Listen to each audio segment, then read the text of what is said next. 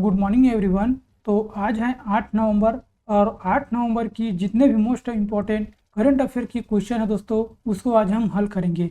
जो लगभग इसमें से 100 प्लस क्वेश्चन को हम हल करेंगे, जो आपके आरआरबी, एनटीपीसी और एसएससी जीडी के लिए मोस्ट इम्पॉर्टेंट प्रश्न होने वाला है, जिसका ये 23वां क्लास है। इससे पहले मैं और बहुत सारे करंट अफेयर की क्लास अपलोड कर चुका हूँ।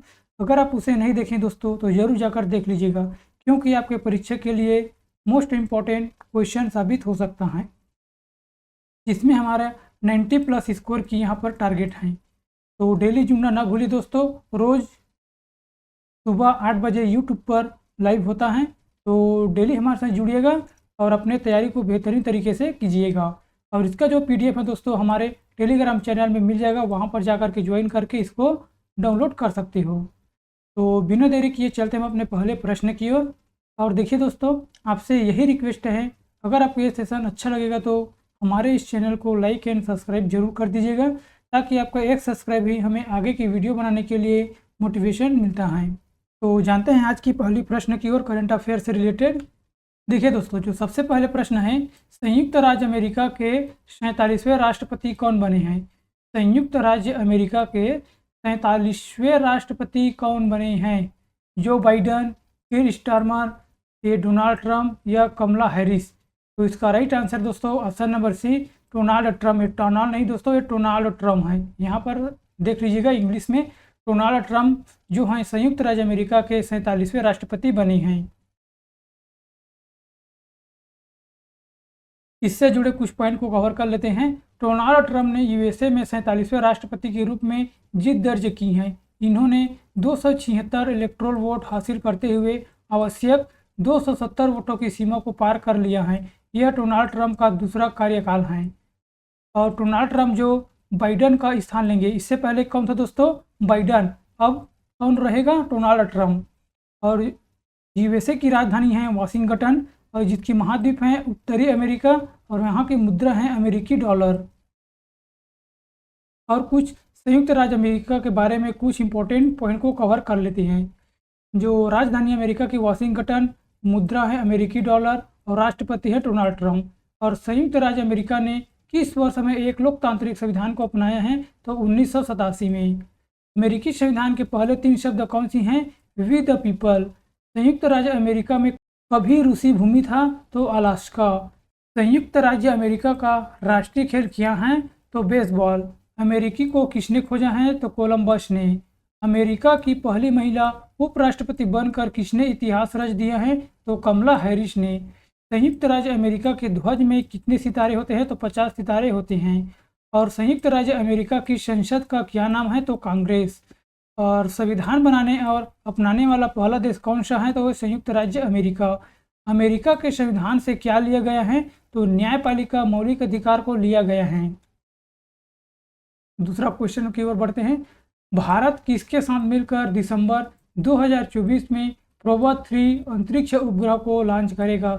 भारत किस देश के साथ मिलकर दिसंबर 2024 में प्रोबा 3 अंतरिक्ष उपग्रह को लॉन्च करेगा? यूरोपीय संघ, अफ्रीकी यूनियन, नाटो या नासा? इसका राइट आंसर है ऑप्शन नंबर ए दोस्तों, यूरोपीय संघ से मिलकर जो प्रोबो 3 है अंतरिक्ष यान उपग्रह में लॉन्च करेगा। कुछ जुड़े पॉइंट को देख लेते हैं। भारतीय अंतरिक्ष अनुसंधान संगठन दिसंबर में श्रीहरिकोटा से यूरोपीय संघ के प्रोबा 3 सोलर ऑब्जर्वेशन मिशन का प्रशिक्षण करेगा। इसका उद्देश्य है सूर्य के कोरोना और सौर गतिशीलता का अध्ययन करना। यह भारत का यूरोपीय संघ के साथ तीसरी अंतरिक्ष सहयोग परियोजना है।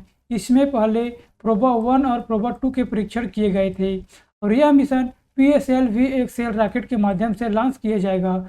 और यूरोपीय संघ की स्थापना 1 नवंबर 1993 में हुआ था, जिसका मुख्यालय है ब्रिसेल, जो बेल्जियम में स्थित है।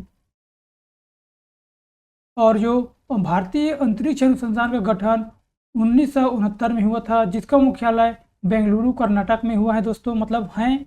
और इसके अध्यक्ष हैं एस सोमनाथ। यह अंतरिक्ष विभाग के अधीन अंतरिक्ष एजेंसी हैं।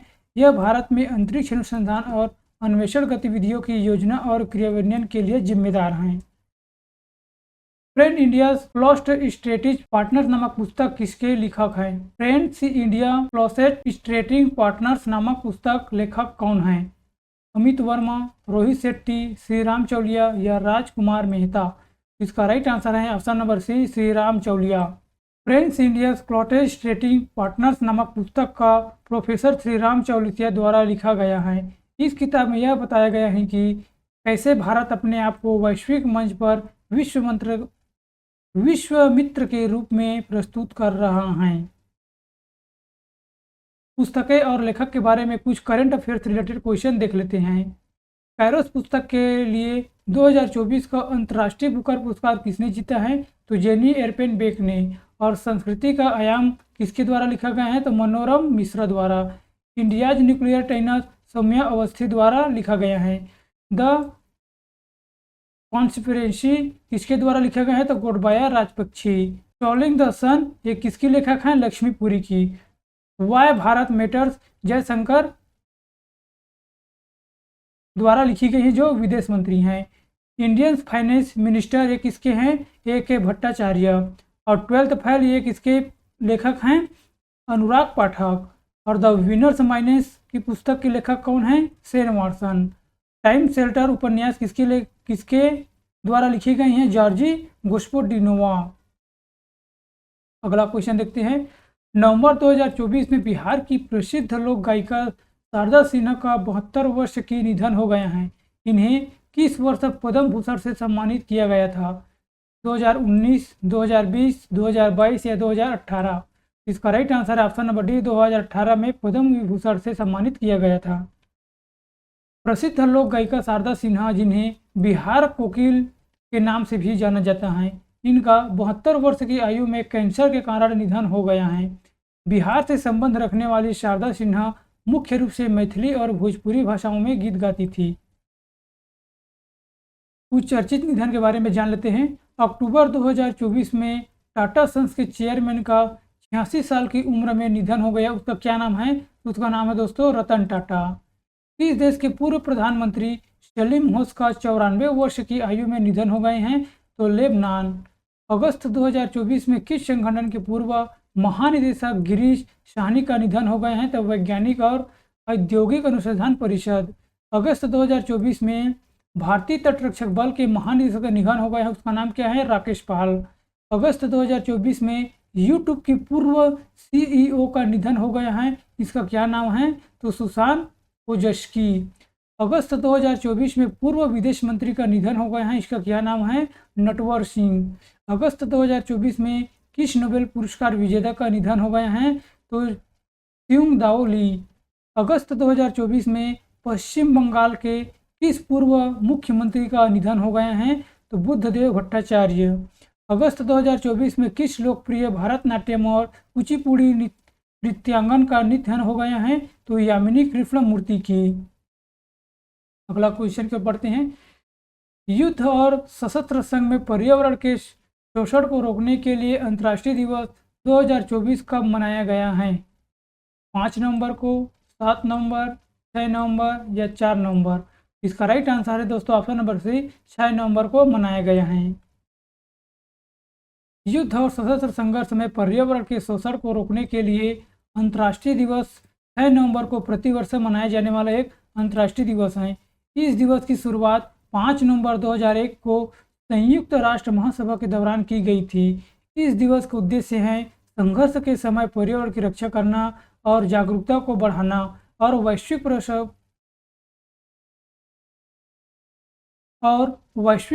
प्रयासों को प्रोत्साहित करना इनका मुख्य उद्देश्य है। 8वां क्वेश्चन देखते हैं। किस राज्य सरकार ने सभी राज्य सरकारी सेवाओं में महिलाओं के लिए 35% आरक्षण का मंजूरी दी है? किस राज्य सरकार ने सभी राज्य सरकारी सेवाओं में महिलाओं के लिए 35% आरक्षण को मंजूरी दी है? सिक्किम, उत्तर प्रदेश, मध्य प्रदेश या उड़ीसा? इसका राइट आंसर है ऑप्शन नंबर सी दोस्तों, मध्य प्रदेश सरकार ने दिया है। मध्य प्रदेश सरकार ने सभी राज्य सरकारी सेवाओं में महिलाओं के लिए आरक्षण 33% से बढ़ाकर 35% कर दिए गए हैं। यह राज्य में महिलाओं शक्तिकरण की दिशा में एक बड़ा कदम है। इसी के साथ राज्य सरकार ने प्रदेश में 254 नए उर्वरक बिक्री केंद्र खोलने की भी मंजूरी दे दी है। और राज्य सरकार ने प्रदेश में मेडिकल कॉलेज में सहायता प्रोफेसरों की भर्ती की आयु 40 वर्ष से बढ़ाकर 50 वर्ष करने की भी अनुमति दे दी है। किसने वेनेजुएला में WTT फीडर्स काराकास में पुरुष एकल और मिश्रित युगल दोनों स्पर्धाओं में जीत हासिल करते हुए दोहरे खिताब जीते हैं? नीलेश सिंह, आकाश वर्मा, हरमीत देसाई या सौरभ शर्मा? इसका राइट आंसर है option number C, Harmeet Desai ने। 4 नवंबर को भारतीय table tennis star Harmeet Desai ने वेनेजुएला में WTT फीडर्स काराकास में पुरुष एकल और मिश्रित युगल दोनों स्पर्धाओं में जीत हासिल करते हुए दोहरे खिताब को जीत लिए हैं। पुरुष एकल में देसाई ने फाइनल में फ्रांस के जो सेफ्रेट को 3-0 से हराकर एकल खिताब जीता है। और मिश्रित युगल में देसाई और उनकी जोड़ीदार कृतिका राय ने क्यूबा में जॉर्ज कंपोस और डेनियला फोंसेका कैराजाना को कड़े मुकाबले से 3-2 से हराया है। 8वां क्वेश्चन देखते हैं। किसके द्वारा 6 नवंबर 2024 को 15 दिवसीय जल उत्सव का शुभारंभ किया गया है? नीति आयोग, चुनाव आयोग, शिक्षा मंत्रालय या पर्यटन मंत्रालय? इसका राइट आंसर है option number A, NITI Aayog द्वारा। जल प्रबंधन, संरक्षण और स्थिरता के प्रति जागरूकता और संवेदनशीलता पैदा करने के लिए नीति आयोग द्वारा 6 नवंबर से 15 दिवसीय जल उत्सव शुरू किया गया है। जल उत्सव 6 से 24 नवंबर तक 20 आकांक्षी जिलों और ब्लॉकों में कार्यान्वित किया जा रहा है। जल उत्सव राष्ट्रीय जल जीवन मिशन, पेयजल एवं स्वच्छता विभाग का जल शक्ति मंत्रालय की साझेदारी में मनाया जा रहा है। इसका उद्देश्य है घरों में जल के कुशल उपयोग को बढ़ावा देना तथा उपयोगिताओं और एजेंसियों के बीच जल प्रबंधन के प्रति जिम्मेदारी की भावना पैदा करना इसका मुख्य उद्देश्य है। और इसकी स्थापना दोस्तों 1 जनवरी 2015 में किया गया था, जिसका मुख्यालय है नई दिल्ली। और इसके अध्यक्ष कौन है? नरेंद्र मोदी। और उपाध्यक्ष हैं सुमन केबेरी। और इसके CEO हैं BVR सुब्रमण्यम। 9वां क्वेश्चन की ओर बढ़ते हैं। नवंबर 2024 में किसके द्वारा डिजिटल जीवन प्रमाण पत्र अभियान 3.0 की शुरुआत की गई है? राजनाथ सिंह, डॉक्टर जितेंद्र सिंह, नरेंद्र मोदी, अमित शाह? इसका राइट आंसर है ऑप्शन नंबर बी दोस्तों, डॉक्टर जितेंद्र सिंह।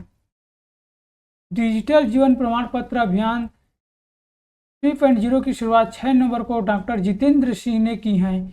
यह अभियान 1 नवंबर से 30 नवंबर 2024 तक चलेगा।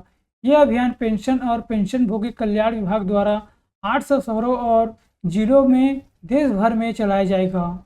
इस अभियान का उद्देश्य है डिजिटल जीवन प्रमाण पत्र के लाभों के बारे में जागरूकता फैलाना।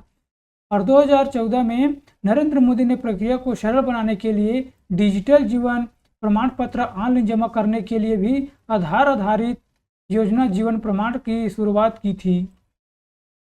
10वां क्वेश्चन की ओर बढ़ते हैं। विश्व स्वास्थ्य संगठन की वैश्विक क्षय रोग रिपोर्ट 2024 के अनुसार 2015 से 23 तक भारत में टीबी की घटनाओं में कितने % की गिरावट आई है? 30.5, 10.5, 17.7 या 20.7? इसका राइट आंसर है ऑप्शन नंबर सी, 17.7 की गिरावट आई है। विश्व स्वास्थ्य संगठन की वैश्विक क्षय रोग की रिपोर्ट 2024 के अनुसार भारत में 2015 से 23 तक की टीबी रोग की घटनाओं में 17.7% की गिरावट आई है। यह दर वैश्विक औसत गिरावट 8.3 से दोगुनी है। भारत में 2025 तक टीबी को समाप्त करने के लक्ष्य को प्राप्त करने का संकल्प लिया था। यह संयुक्त राष्ट्र सतत विकास लक्ष्यों को समय की सीमा 2023 से 5 साल आगे हैं। और विश्व स्वास्थ्य संगठन की स्थापना 7 अप्रैल 1948 में हुआ था, जिसका मुख्यालय जिनेवा जो स्विट्जरलैंड में उपस्थित हैं। इसके अध्यक्ष हैं टेड्रोस अधानोम। अगला क्वेश्चन देखते हैं। किसके द्वारा समुद्री सुरक्षा पर तीसरे महासागर शिखर सम्मेलन की मेजबानी की है? DRDO, इसरो, भारतीय नौसेना या भारतीय सेना? इसका राइट आंसर है ऑप्शन नंबर सी, भारतीय नौसेना ने। भारतीय नौसेना ने समुद्री सुरक्षा पर महासागर शिखर सम्मेलन के तीसरे संस्करण की मेजबानी की है। यह एक विश्व वार्षिक प्रमुख आउटरीच कार्यक्रम है, जिसका मुख्य उद्देश्य है क्षेत्र में सभी के लिए सक्रिय सुरक्षा और विकास के ढांचे के तहत हिंद महासागर क्षेत्र की समुद्री प्रमुखों के बीच सहयोग को बढ़ावा देना। और शिखर सम्मेलन का विषय है IOR में आम समुद्री सुरक्षा चुनौतियों को कम करने के लिए प्रशिक्षण सहयोग।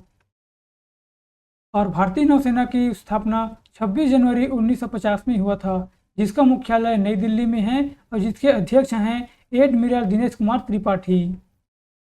और 12वां क्वेश्चन देख लेते हैं दोस्तों। केंद्रीय सामाजिक न्याय और सशक्तिकरण मंत्रालय ने शिल्प समागम मेला 2024 का उद्घाटन कहाँ किया गया है? मेरठ, नोएडा, नई दिल्ली या लखनऊ? तो इसका right answer option number C, नई दिल्ली में किया गया है। केंद्रीय सामाजिक न्याय और सशक्तिकरण मंत्रालय ने शिल्प समागम मेला 2024 का उद्घाटन दिल्ली हाट नई दिल्ली में भव्य रूप से किया है।